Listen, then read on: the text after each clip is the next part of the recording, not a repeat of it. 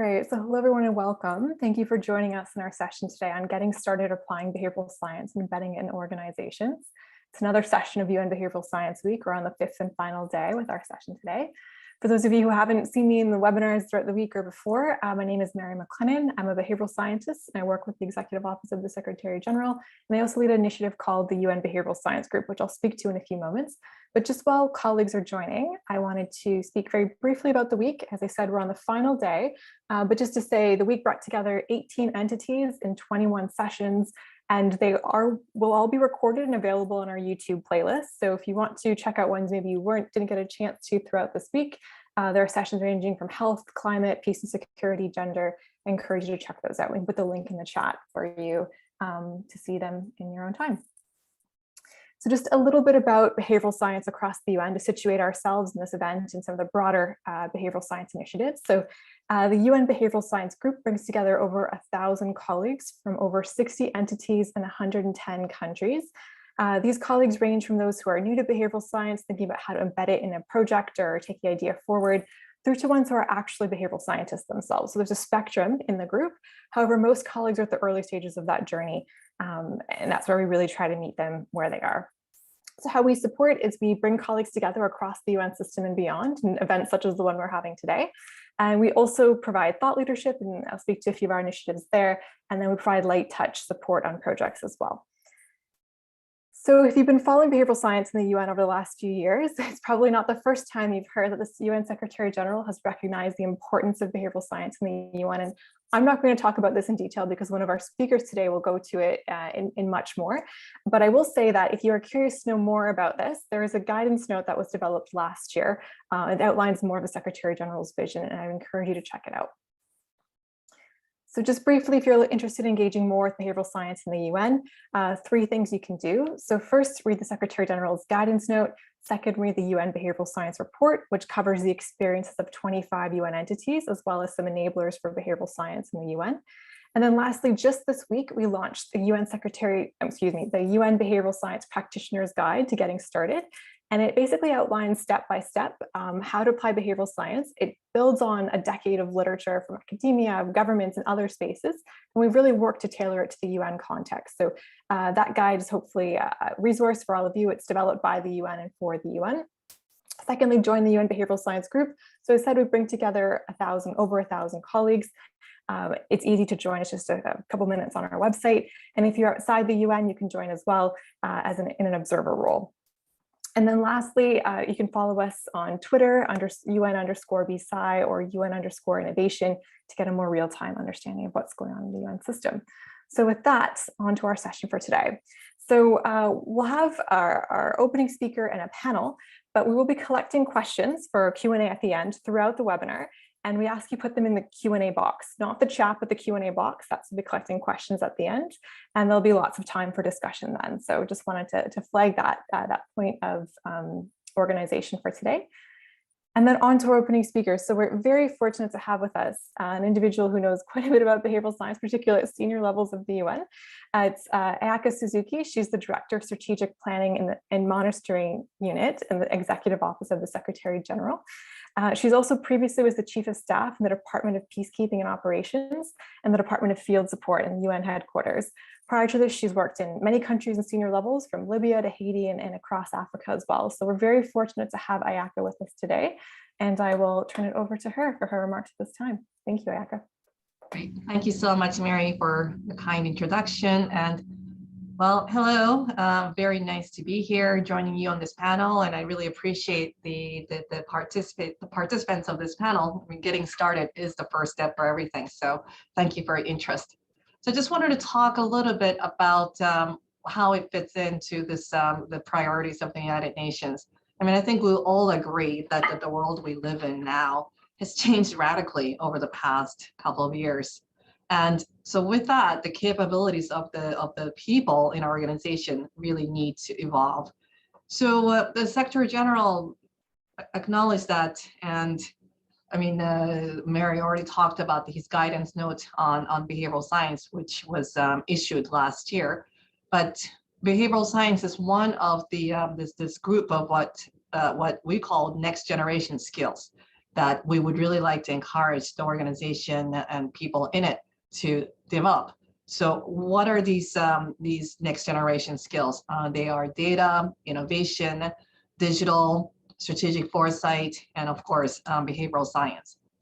Adapting our organizations in to match the needs of today and make us ready for increasingly complex challenges we face in the future is so important, and I think you all agree on that.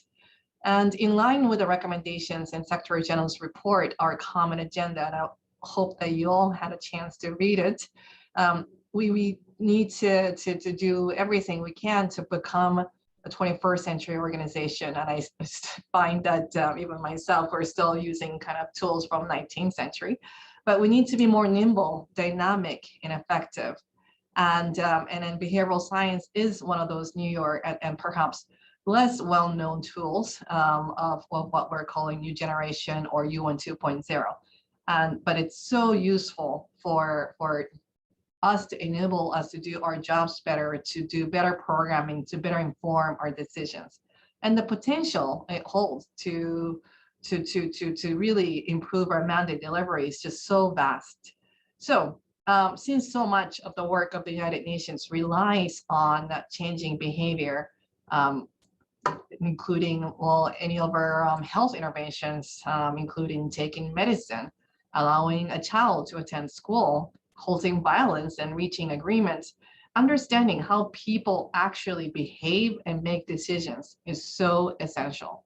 And behavioral science enables us to diagnose barriers, and there's so many barriers. I think we will see that in our day-to-day lives, preventing people from taking action, understanding incentives that can help people to achieve their aims, and design and measure the impact of interventions on the basis of these assessments.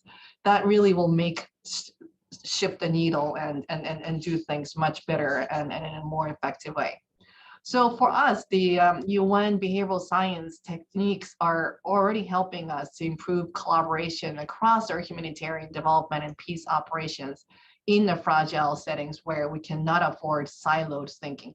But we need more inclusive, integrated, and impactful approaches.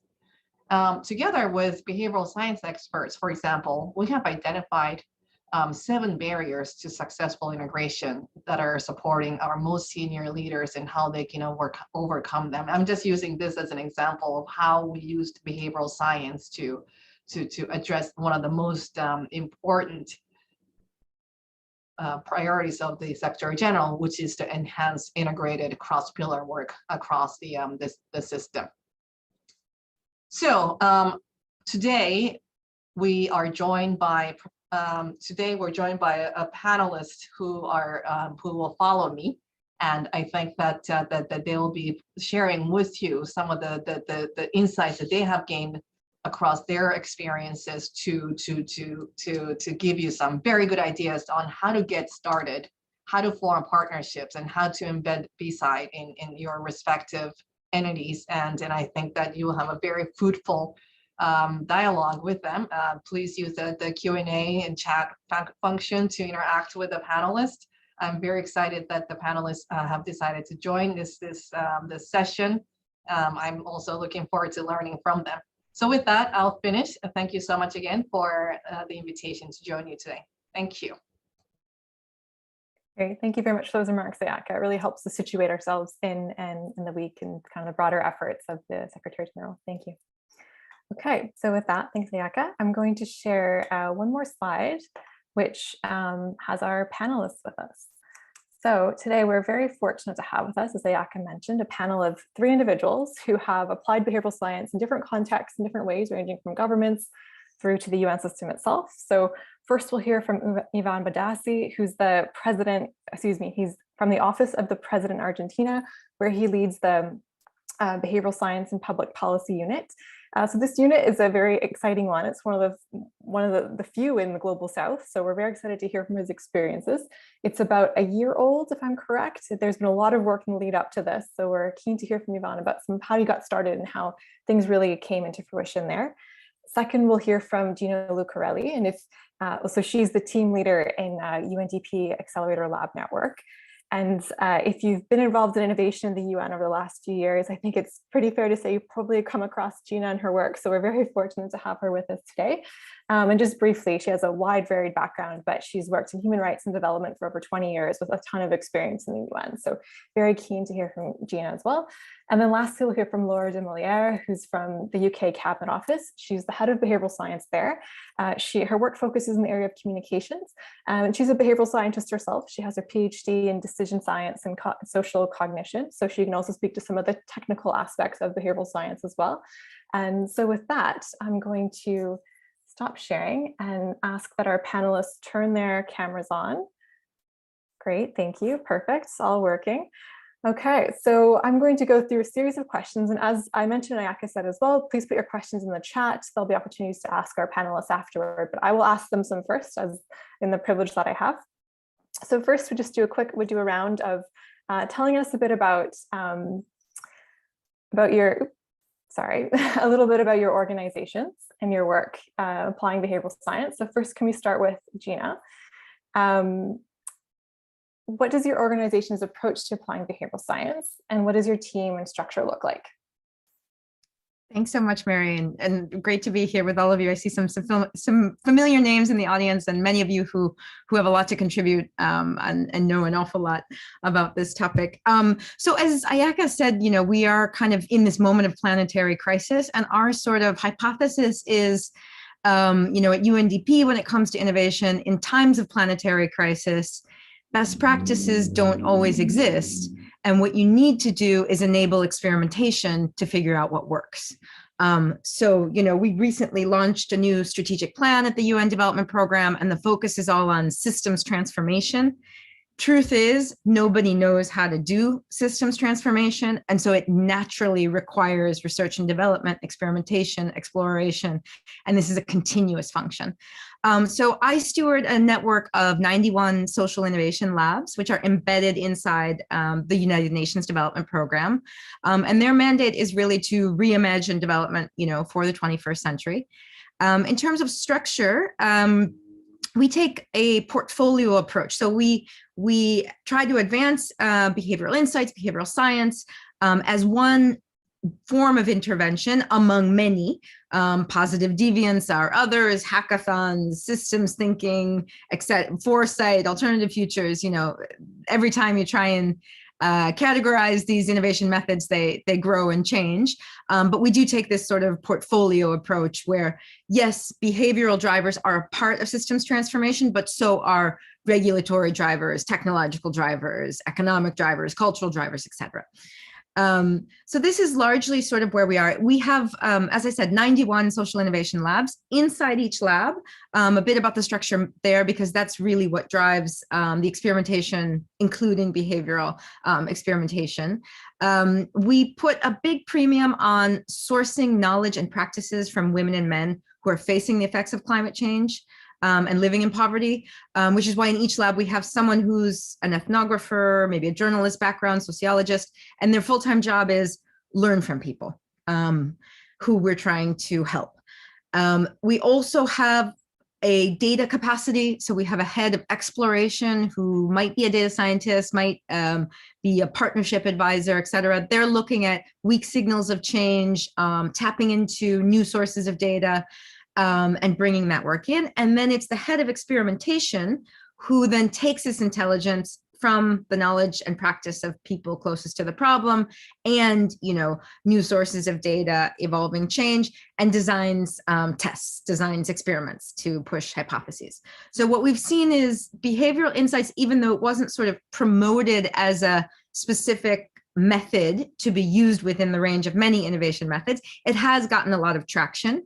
Especially when people try and take on systemic issues, they often realize that the biggest gap in the current portfolio is comes to behavior, right? That printing brochures doesn't change behavior, right? So this is where we've seen a lot of labs working on waste management, circular economy, marine litter issues, trying to switch from single-use plastic bags. And there inevitably is a behavioral experimentation approach in Ghana, Philippines, Libya, many others. And this is sort of this is an entry point for them, coming into an issue which you can visibly see in the community. You know that there is a behavioral factor to it in terms of segregating waste, or changing, whether you use a cloth bag or a plastic bag, or whether you pollute the ocean or not. There's a strong behavioral element, and that's how the labs come in and start their work in this area. Great, thank you for that, Gina. Really fascinating model about how you're bringing all these different disciplines together. And I think all the panels will probably agree, this is what we should be doing, is interacting with other areas, not just experimentation, talking to ethnographers, talking to other people as well. So it's really interesting to check out that model. And we can put in the chat the link to the Accelerator Labs website, because there's a lot on there to explore in more detail for those who are interested. Okay, so next over to Iván. Could you please tell us about your organization and how you're applying behavioral science, as well as what your team structure looks like? Oh, did we lose Iván? Okay, great. Okay, here, my goodness, as usual, glitch comes from nowhere. So you presented me, Mary? Yes, sorry, I cut out a little bit there. So what is your organization's approach to applying behavioral science, and what does your team and structure look like? Well, first of all, thank you for asking us to come, because as you know, those we run these kind of offices are kind of amphibious characters that try to swim in the dark waters of politics, bureaucracy, and we have an academic background. And some of the things that you usually hear from the first world countries are so far away of our daily practice that to chat about how to begin, for us, it's very, very important. So to begin with, as you told, our office has only 1 year old. It was created on July the 20th of last year. And since the beginning, what we try to do is to go by the book. We see the academic literature, for example, the most notorious Inside the Nut unit, Harper's book. And we also have the company of the BIT, the Behavioural Science team of the UK, in order to help us to set the unit. And we try to gain momentum from the beginning, following Halpern's advices. For example, we are embedded in the office of the president. He came personally to our inauguration in the first term, and that was, as you know, as bureaucracy, it's quite vertical. If you have the president there, it seems that something important is going to happen. So that was a great thing. The other thing, we have a kind of champion minister that he has a lot of experience in the international institutions working with behavioral insights, so he quite managed the matter. And on the other hand, we are a federal government, we are in the central structure of the office of the president, and we try to get in contact with all levels of government, with ministers at the minister and second tier bureaucracy at the federal level, but also provinces and municipalities.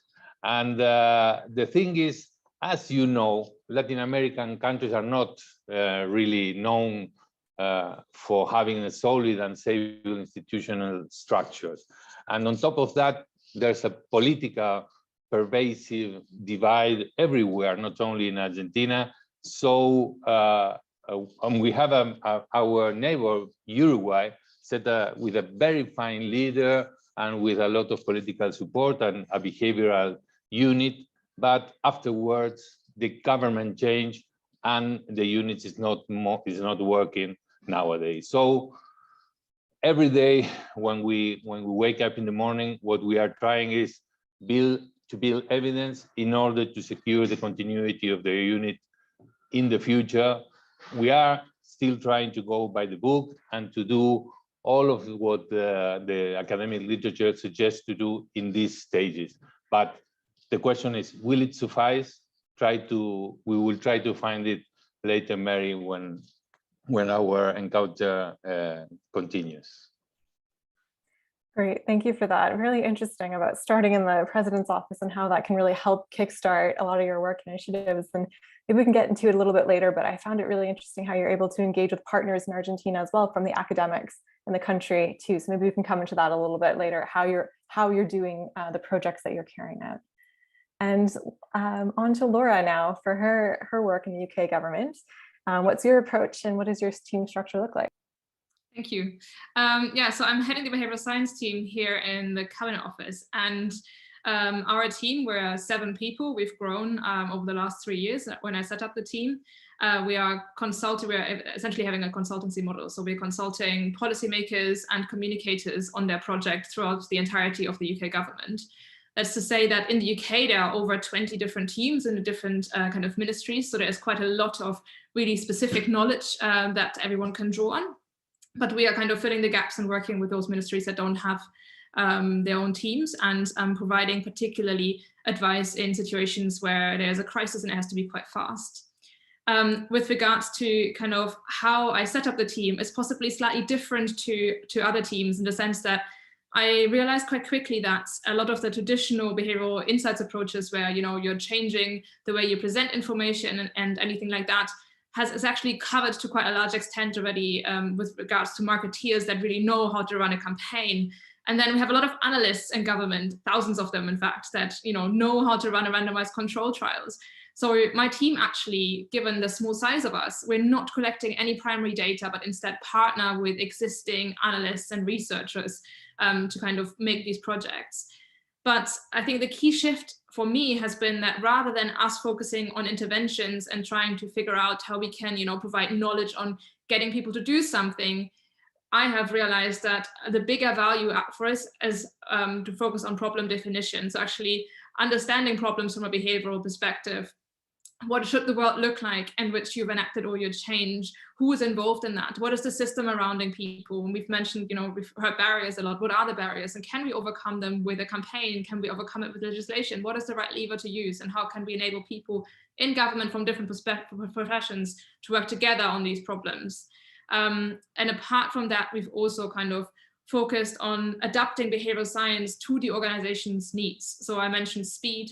A lot of the times we have to input into, really fast moving crisis with half an hour, 2-hour deadlines. So it's very fast. So it has to completely change the model and how we work.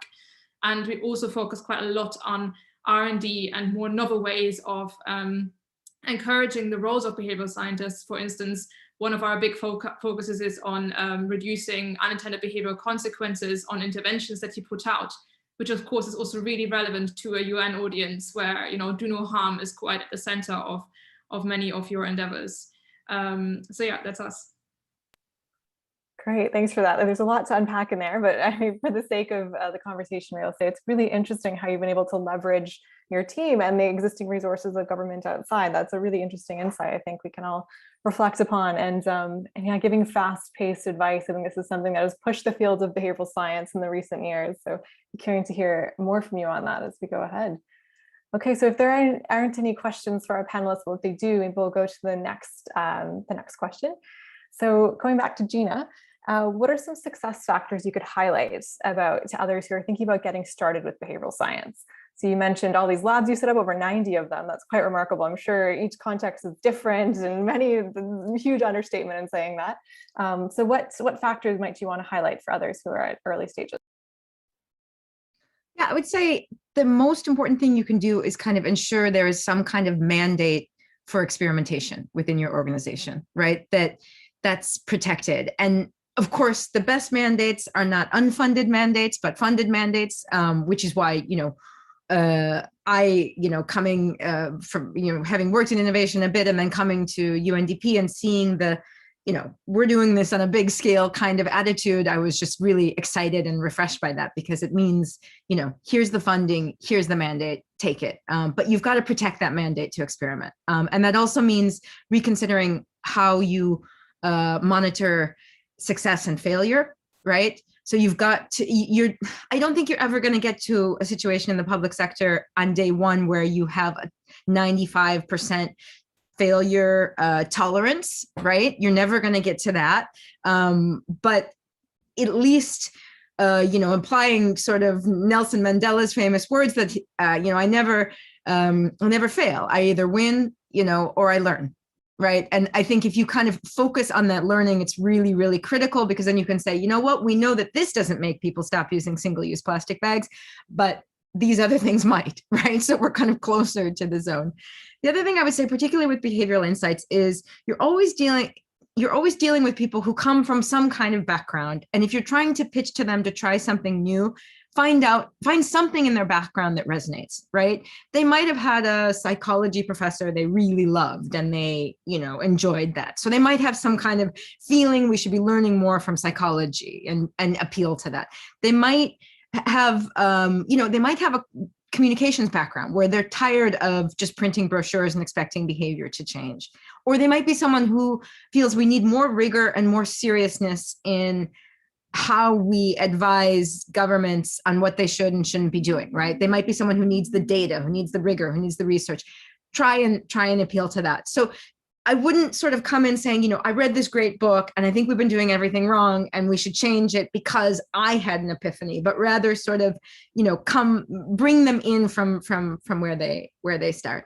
And then finally, I would say, I think when you're just getting your first behavioral insight experiment off the ground, there's a bit of a choice in what kind of topic you pick. And I don't think there's a rule of thumb on this. I think you have to kind of read the situation, but you may want to pick something a little under the radar that allows you to, the experiment to fail and without massive repercussions. That might be, your assessment of the best approach. Or you might want to speak directly to a problem that is top drawer that everybody's trying to figure out and has kind of, if you have a problem that people have admitted, we don't really know the solutions, that's also a good space to start with experimentation in this field. So it's a choice between, I want to fly under the radar, or I want to go right to where people are frustrated and throw this new thing at it. That's what I would suggest. Wow, a lot of compelling insights and only a few minutes of comments, Gina. Thank you for that.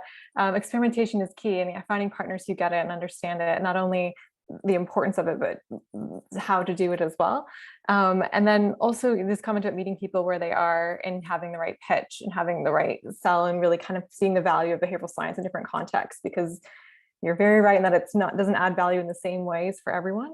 And really interesting point about choosing projects as well. I've heard talk about, choosing low-hanging fruit projects, maybe ones that are easier to have results that you can guarantee versus others that'll be more complicated and challenging to actually a bit more uncertain whether you would have an impact or the experiment might not work. So really, really interesting there. So are there any other comments from our panelists before I go ahead? Okay. Ivan, over to you. What are some success factors you'd like to highlight for others who are getting started? Well, I think that one thing that we have, it's our storytelling is great. We have this different style, the wit of Ariely, or the irony and humor of Taylor, or the sweet persuasiveness of my behavioralist hero, Sunstein. We have lots of things to tell, and histories are compelling. So we can work with that, and we have a huge impact with that. Obviously, this can have a drawback. That is that when you speak with politicians or bureaucracy, they think that you have a box of magician tricks and that you can pull a rabbit out of your hat in 3 days. After the good news and the nice stories, you have to tell them that you have to check data, that you have to do RCTs. That's then we can speak about that later. It's not very usual in our cultural and academic environment, and especially within bureaucracy and public policy in Argentina and in Latin America. So you have these great storytelling stories to go ahead and to convince people, but be careful, be humble when you tell this. I told about my own experience because I get too enthusiastic in telling some stories, and then when you have to calm down bureaucrats and politicians in order to control their anxieties. Second, try to engage academia and the consultancy sector. These have some problems in our environment, but the worst thing you can do is not to hear them and to speak directly with bureaucracy. You have to build some capacities within not only within your government, but within academia and consultancy sector. We run a experiment here. We make a contest where we awarded to 10 universities that work with cities or ministries in order to work with us. It's not the traditional the traditional loan where you expect for the results. We are hands-on the projects. We are advising them. We are helping them in order to build the custom of work with our behavioral tools. And what the third thing is what Laura says or told us about the British government. We didn't expect that in a first stage we were going to find some partners where with whom we can build some units or small units to work with us in other fields. For example, in Cordoba, it's a province that is 100 kilometers from Buenos Aires. We are working with some people that's fighting with addiction in that province. On the other hand, we have a very good rapport with a health unit in the Ministry of Health, because they are accustomed of working with RCTs. So this is another thing that was unexpected for us at these early moments, to find key partners within the administration, and we help them to set their own units, and we try to be in the best of both worlds.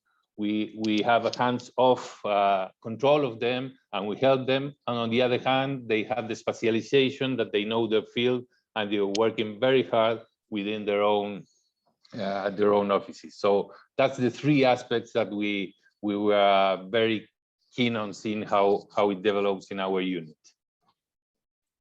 Great, thank you very much for that. Again, very important critical points to bring across. Storytelling, managing expectations are also important, and a lot of that you learn by doing yourself, and how you pitch different ideas with different audiences, and then really engaging with partners. I think that's really key, as you mentioned, with academia and consultancies and across the government too. How you do that is so important.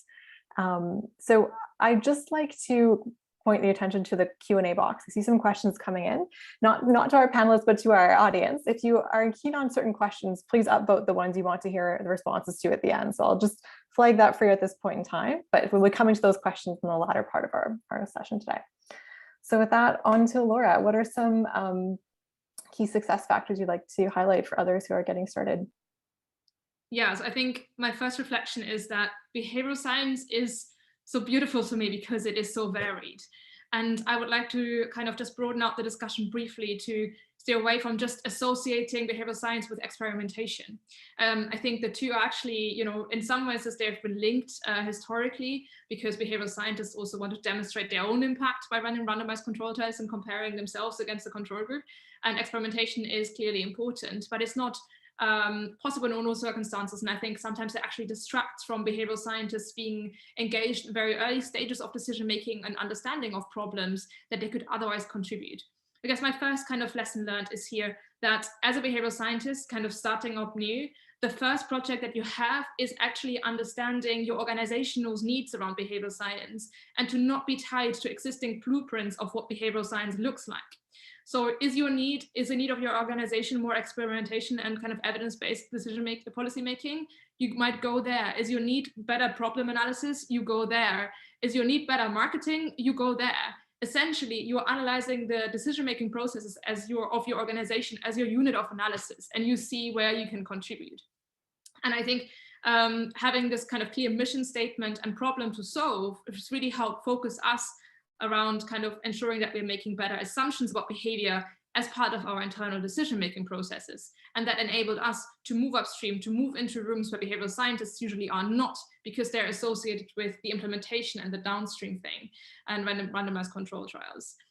I don't really believe in this kind of moment where behavioral scientists go, ooh, is this a behavioral problem? Can I contribute? I think actually every problem is behavioral. I've yet to come across one that is not, if you take internal decision-making into account. So from that perspective, I think behavioral scientists, if they have the confidence to go and say, I can help solve problems in whatever shape or form. I am not bound to an existing model. I am not bound to solutions that have worked elsewhere, and I'm trying frantically to try and implement them in a different area. I am bound to my brain and I can help with this. That's where I think personally I've seen the most success factors of behavioral science teams in the UK government. And the final thing is we mentioned kind of the low-hanging fruits. My intuition around this, and just to preempt, my team started on the not so low-hanging fruit that was Brexit. Very complex, very political, very difficult, kind of new land for behavioral scientists in some ways. I think that low-hanging fruit often aren't as low-hanging as we think. So sometimes they're very clear cases, of course. But in other ways, you end up kind of annoying some people that have such good knowledge, actually, even about the behavior in your organization. So my intuition has always been to look for problems that are really hard. And rather than promise to solve them, say, I'm going to help you look at this problem. I'm going to bring you some new perspective. I'm going to ask you questions you've not asked before. And I'm going to shine light from a behavioral science perspective onto this problem that can help further the discussion. So yeah, I think those are my reflections. Great, thanks for that, Laura. Pushing our thinking further, as always, the field of behavioral science and our thinking across this panel. So I think it's really important, as you said, to meet the organization where it is. I mean, is it experimentation you need? Is it marketing? Is it something else? I think that's so key. And oftentimes we think, what have others done? It's been 10 years, more than that, of this in practice, instead of reflecting on what our organizations actually need. And yeah, a lot of problems are behavioral for sure. Some are structural more than behavioral, but definitely we can look at things from behavioral perspective as well. So that's important to keep in mind. And yeah, choosing projects, not to be afraid of choosing harder ones, mindful of skill sets that we have, but also, yeah, definitely behavioral science can contribute in different ways. So with that, if panelists don't have any comments for each other, I'll go on to the next question. No? Okay. So now we've spoken about some of the successes, and it's not always success in this field. Obviously, lots of challenges in applying behavioral science. So what are some challenges you faced going from initial stages to more increased use of behavioral science in your organizations? And even if you're still working on them right now, how are you addressing them? Or if you have overcome them, how have you overcome them? So with that, I'll return to Gina. How are things in Accelerator Labs? Thanks, Mary. I think the biggest, well, there's two sort of challenges I would find. One is if you're trying to embed a specific method into a public sector organization, which is often, strapped in terms of human resources, budgets, et cetera, I find you get more traction when you talk about the problem space or the opportunity rather than the method. Right. So if you can focus on what you are now able to do rather than enshrining and protecting this new way of working. Right. I think at the beginning you need to protect that, but it's not a long-term strategy. Right. So if you're able to rather talk about, OK, what we now know is, in Lebanon, they're experiencing enormous energy shortages, as a lot of places around the world. It's a huge opportunity to grow renewable energy. We now know, based on this work in behavioral science, where, how to market this best to who and where we can get the pickup and take advantage of this opportunity, rather than sort of saying, putting the method up front, right? At least within the UN Development Program, we have people who are focused on, getting 500 million people access to sustainable energy by 2025. They, quite frankly, don't care how it's done. They just want to know that it can be done and figure that out. So shifting to kind of the learning and the insights which speak to the mission of your organization, I think is a tricky one.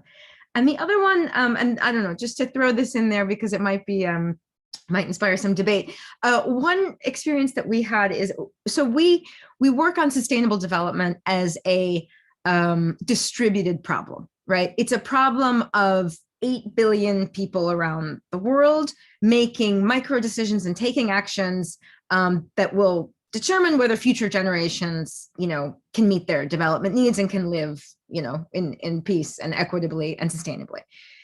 So it's a massively distributed problem. We have tried to promote the idea of collective intelligence, meaning that those 8 billion people around the world have a lot to contribute. They know a lot because they're closest to the action on, transport systems, how to grow crops, etc. So we try this kind of bottom-up approach.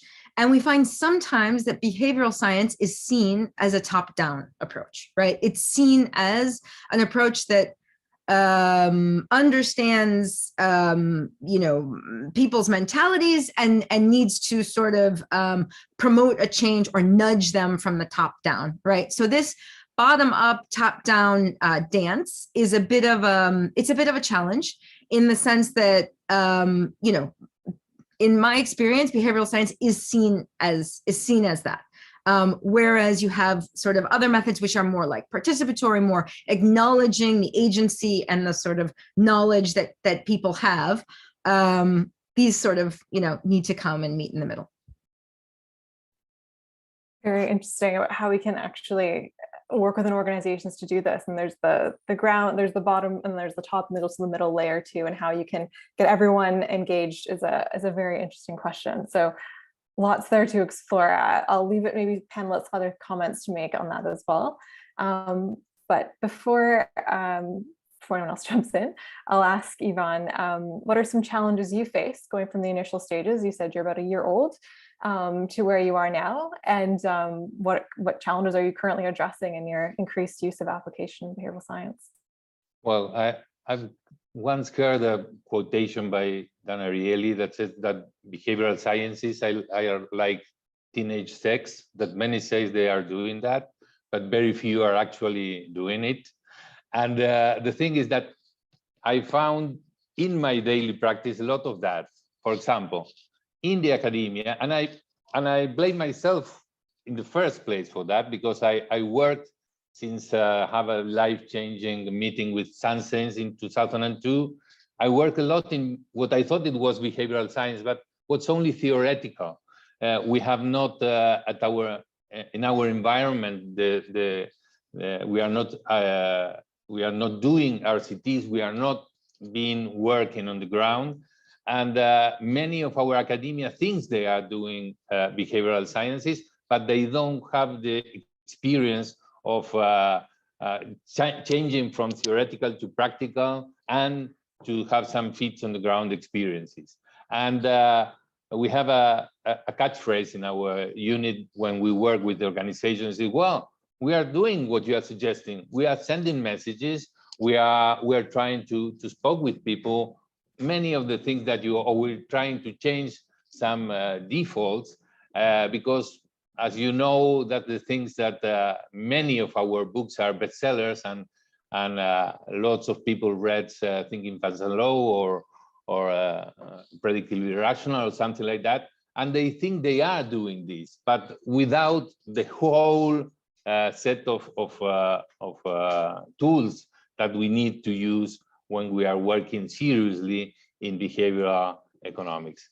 And the third thing I can mention is that there's some one thing that we think it's very useful, and it elevates what we are doing, is the support of the international organization.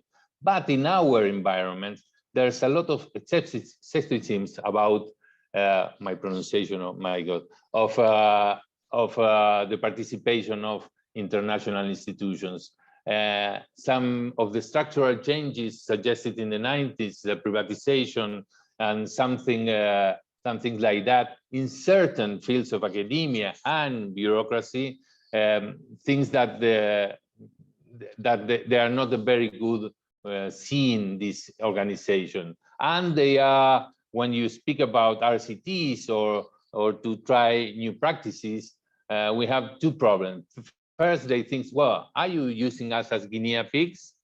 And that's one thing. And the other is that it's a well-known bias that what we work with, is that the sunk cost fallacy. They invested so much in preparing in another field that it's very difficult for them to change or to see things in other ways. So trying to be humble, trying to collect evidence in order to convince them, and try to find the key partners in every organization is the main defiance that we have when we are working within the bureaucracy and the academia. It's not an easy task, but we are having very good results in some of them and some drawbacks also, but that's life. Great, thank you for that. Lots of interesting insights, especially your comments about just people understanding what behavioral science is and isn't. It's fundamental to what we're trying to talk about here, and to communicate that can be challenging. And I think you keep coming back to this notion of being humble or humility, which is this core value in a lot of behavioral science work. So yeah, being humble and having humility about how you talk about it is core as well. So thank you for that. Excuse me, Mary. Yeah. One thing that we always try to convince our partners that we have not the solution. I always speak about the Katie Milbank experiment about vaccines, that they ran 30 or 40 messages, and they made the same mistake as the lay people in order to see how they will work better. So it's not that we are, and Gina spoke about this, not this top-down approach to the problems. Well, we both have to work together in order to see how it works and what is going to work in your field. But we are not preaching something that is established. We have to try, we have to experiment and then see what's better for you. Context is the word that we try to use in every environment that we work here in Latin America and in Argentina. Sorry for interrupting. No, very helpful, very, very helpful to say how to bring everyone along with us. You know, this, as we've spoken about the wide variety of methods we're using, and the context is so important. We need to bring people with us. It's not a one. There's a reason why many behavioral science teams are not just one skill set. When people ask what is a behavioral scientist, their skills range and backgrounds range in teams. So very interesting and helpful point there as well. Okay, now on to Laura and the UK government. What are some challenges you faced going from the initial stages to where you are now, and how did you overcome them? Yeah, so I think I'm going to mention 2 points, just so we'll have a bit of time for Q&A as well. The first is that whenever you are going to bring in behavioral science expertise into your organization, there's a very large chance that the size of the team will be outstripped dramatically by the size of the organization and by the potential problems that are to be solved. So you're then in a moment where, as a team, you possibly have to turn away quite a lot of projects that might actually be quite valuable to you. And if you're turning away people over time, then you'll end up in a position where they might go elsewhere or stop approaching you, and that's obviously not great. So we had this challenge on a really large scale because there are so many civil servants and 7 of us. One thing that we are doing quite extensively is when people are approaching us, to ensure that we're giving them half-an-hour slots with us. We call them surgeries, to help them think about the problem from a behavioral perspective. And a lot of the time, actually, bit of the heavy lifting is already done to kind of set up people and bring them on a path where they can apply behavioral science thinking quite early on in their projects themselves. So that's been important, as is the ability of a behavioral science team to prioritize. And I think one really important factor is kind of how much impact can I have in this project. And it needs expertise to judge how far removed, how behavioral the project already is. If it's very behavioral, then your impact will be obviously less than if it's completely non-behavioral. And getting a good understanding of that has been very useful. And the second point for me is that something that's been really clear to me from the start is that actually we, as an internal team, we are looking at the behavior of those people, policymakers, communicators, that are then trying to change behavior in the general population, right? So actually the immediate behavior changes we are trying to envision are amongst us. It's the system within which we as organizations make decisions. So from that perspective, I think it's been really important for us to focus quite heavily on understanding internal decision-making processes, understanding where wrong assumptions or non-evidence assumptions about behaviors are being baked in, what are the factors that, are barriers for your colleagues to engage with evidence in a certain way, or to resolve some of those trade-offs that you as a behavioral scientist think should be resolved. And that's been a really huge part of what we do. And I think the mindset that helped me get there has always been kind of that behavioral science, actually the end game isn't that there is this small team that provides great service to an organization.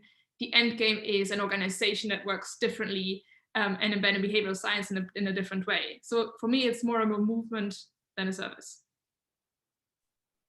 Great. Very helpful points there, Laura. Surgery is something that we've heard about from a variety of behavioral science teams in terms of how they can spread their expertise and different ways of doing that.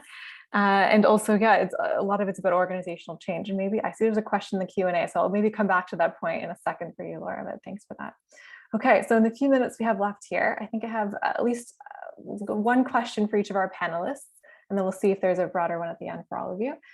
So the first few questions are for Gina. So there was quite a bit of interest in accelerator labs when you mentioned it and shared your post or your website. So what are the next steps for accelerator labs, and what are some of the most surprising findings you've had based on the behavioral science work you've carried out? Examples of projects people are keen to hear more about, specifically what you've done. Sure. So in terms of, maybe I'll start from the end and go backwards. So in terms of examples of projects, so the way the Accelerator Lab Network works is that all the labs work on whatever development problem they want to, largely in whatever way they want to, as long as they're pushing the boundaries, experimenting, exploring, and tapping into local knowledge and practices. So it's a pretty broad remit. So we've seen a lot of work in waste management. This is not a major organizational priority for UNDP. UNDP does work on the circular economy and on environmental issues, and in certain contexts, waste management systems, but it's not, top tier priority. It seems to have come up, in Kenya and Ghana and Vietnam. It's a very visible problem that then you can work with municipalities on sort of close to the issue and start to map it, start to see the waste management system. One of the big surprises there is how much informality drives those waste management systems.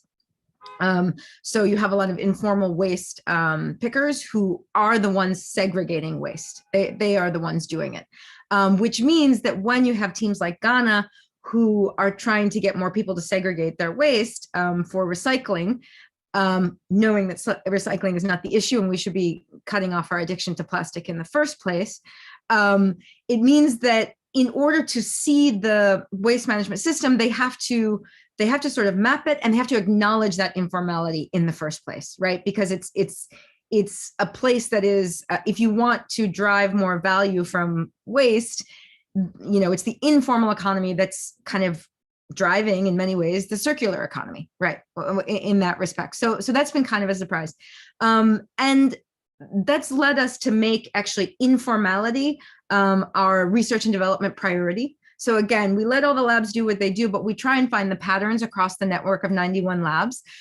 So we sit back and we say, okay, it seems that informality is coming up, not just in waste management, but in many other issues. In COVID response, informal networks were very effective in providing social solidarity, in reducing youth unemployment. A lot of the job growth is in informal sectors. So we've made informality our research and development priority, and that's sort of largely what's happening and coming next. Right now we're looking at, there's been a rapid digitalization that's happened even in informal markets because of the pandemic. So because of the shutdown of physical space, a lot of e-commerce platforms have grown, and not just for the middle class and not just for more established shops, but also for informal vendors. So we're trying to understand what that means for them, and what a better approach to informality is, because the current approach needs some R&D. The assumption is, if you have parts of your informal economy, your GDP should develop it and it should go away and everything should get, neat and dusted. And that doesn't seem to be the case, even for high income countries. So we need a bit of a switch. Great, thank you for that. Really interesting examples and good to hear where Accelerator Labs is going. And as we shared in the link earlier, Gina shared it. So if you want to know more about those examples or others, there are blog posts, there's a lot on there. I encourage you to check out their website. I go to it frequently to find various examples of behavioral science across the UN. So thank you for that, Gina, very helpful.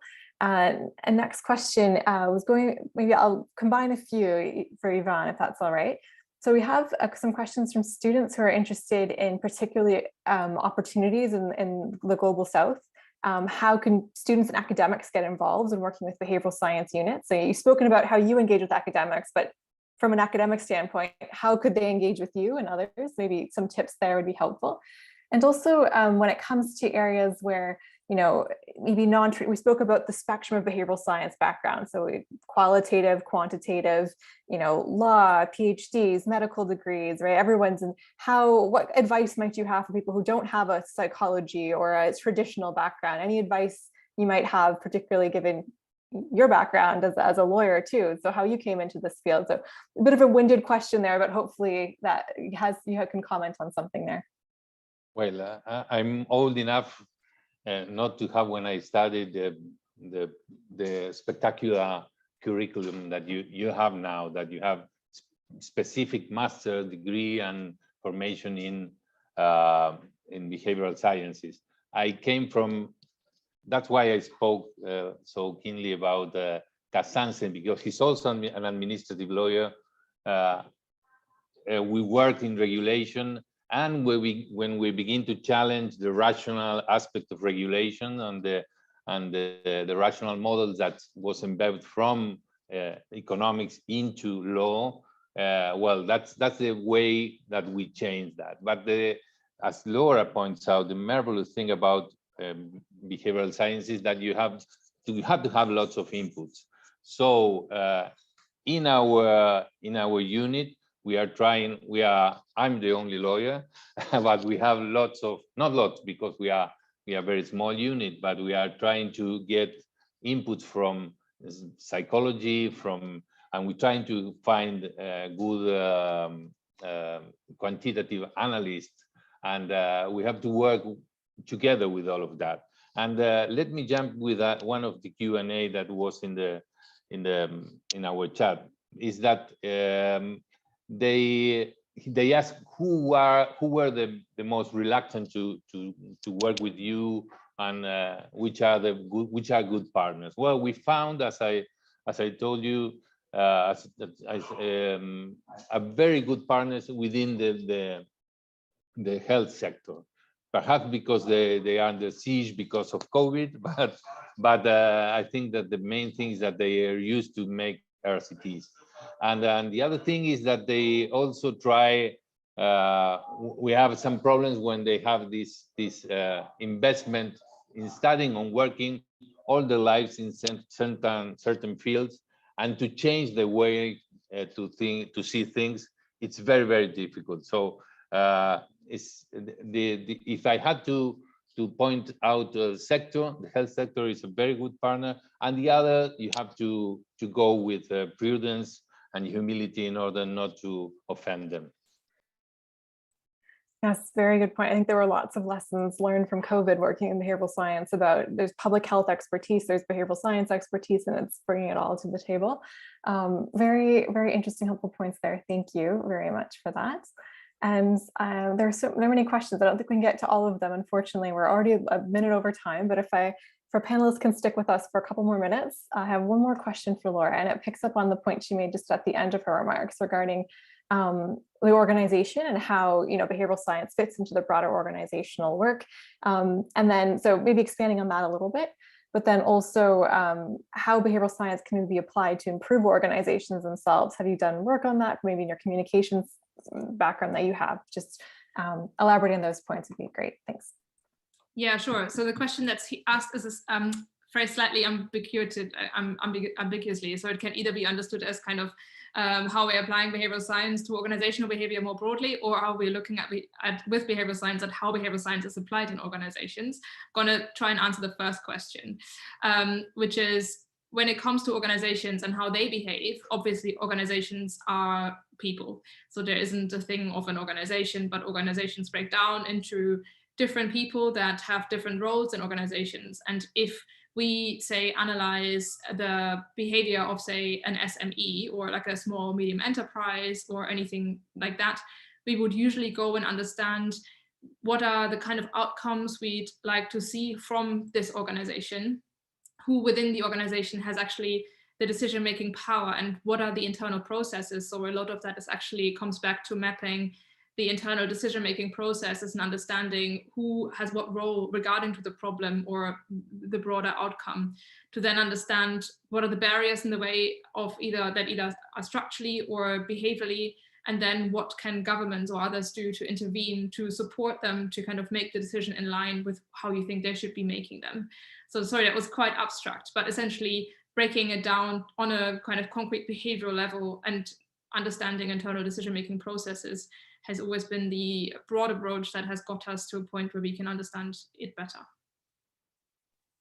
Great, thank you for that. I think I could have answered that in many different angles, and you've done a great job of succinctly conveying that. So thank you for that, Laura. And it looks like we've gone over time. So unfortunately, we have to close it out for today, but thank you very much to our panel for joining us and their spectrum of experiences ranging from the UN to outside, and many, many years of working in this area amongst all of you. So thank you for sharing your expertise with us today. Before I close it out, is there anything that the panelists would like to share with the audience before we leave? If not, that's fine as well. Okay. Well, for all the audience to feel free to contact our unit, because we need to think together on how we can continue working with behavioral sciences and how to let the unit survive next governments and the political divide that it's affecting everywhere, and to try to put behavioral science out of this divide. Great. Thanks for that. Another common to working together, which is what we're aiming to do in these webinars. Anything from Laura and Gina? That's fine as well, if not. Okay, well, great. Oh. Yeah, no, it's fine. No, I just also kind of offer for people to contact me with any questions around how to set up behavioral science teams. I'm more than happy to help where we can. Okay. Okay, well, with that, I'll close it out for today. Thank you very much for joining, and looking forward to seeing you at other events that we host. So thanks, everyone. Thanks so much, Mary. Thank you very much. Laura, Thank you, Iván. Great to be Laura, here. Mary. Bye-bye. Bye-bye.